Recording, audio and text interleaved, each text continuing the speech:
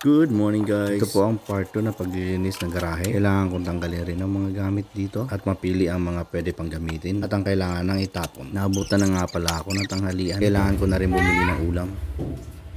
Yun na nga, lumabas na ang aking anak. Kiraw pwede na hindi siya kasama. Hindi mo naman isasama. Tampo naman ito ng sobra. Kaya yan, alam niya na ang susunod na gagawin. Pwedeng sumakay hanggat hindi niya suot ang helmet.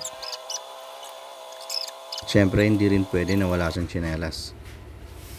Ito nga lang hindi niya alam yung pagsusuot ng kaya nandyan si Papa to the rescue na naman. Yan na nga, pagkatapos namin kumain, pinagpatuloy ko ang paglilinis para hindi abutan ng gabi. Sinimulan ko na ang pagwawalis para naman kahit papano mabawasan ang taba sa aking katawan. Habang tumatagal kasi, papansin ko, parang lumulobo na ako ng paunti-unti. Nung una kasi, nung akala ko, nakakapagod ang pagiging delivery rider. Siyempre, ang pagkakaalam ko, kapag nakakapagod ang trabaho, ang laging mindset ng tao, kapag nakakapagod ang trabaho, nakakapayat ito. Pero mukhang hindi naman. Kaya ayun guys, naging pintor na naman tayo ngayon. Wala lang, trip ko lang.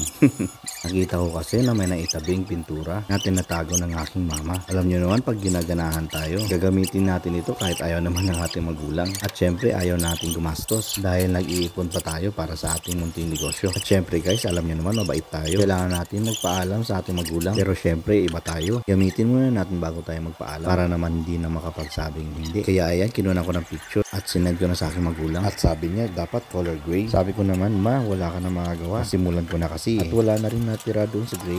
Sabi naman ng aking magulang, dapat yung wall lang, huwag na isali yung iba. Sabi ko naman, opo ma, promise. Kaya ayun, pinapatuloy ko ng pagpipintura. Eto na naman ang aking makulit na anak. Biglang lumapit at may dalang paintbrush. Sabi ko naman, huwag muna yung gamitin dahil bago pa. Kaya ayun, naghanap na naman ng ibang paintbrush. I know yan, nak. Ready yan.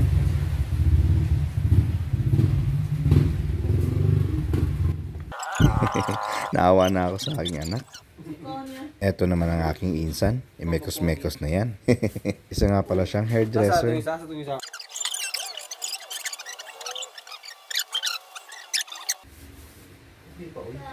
Di pa rin sumusuko ang aking anak. Nagmakaawa na talaga siya. Buka yung mga cellphone ito lungit. This one. Yung isa. Ito ka, tika yung isa. Holder. Huh? There's no holder na. Magkano bili mo na tiya? 300 plus. Ang isa. Magbili ka?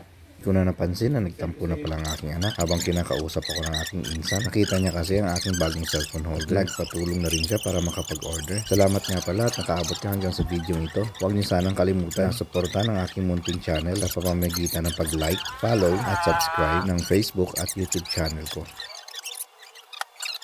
Ayan, dumating na nga pala ang aking partner. Pwede ko na ikabit yung isang cellphone holder. Pero bago ko naman maikabit,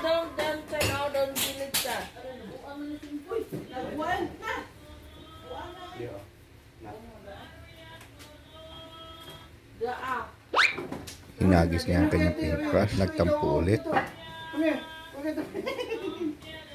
Yan, tapi. Sorry na anak ko, nabisi lang talaga si Papa. Kaya ayun, si Mama to the rescue. Gusto ko lang kasi talagang matapos ito na mabilisan para hindi abutan ng gabi. Eto na nga, nabigyan ako ng pagkakataon na maikabit ang bagong cellphone holder sa motor na ginagamit ng aking partner. At syempre, natagalan ako sa pagtanggal ng improvised cellphone holder na ginagamit niya. O diba?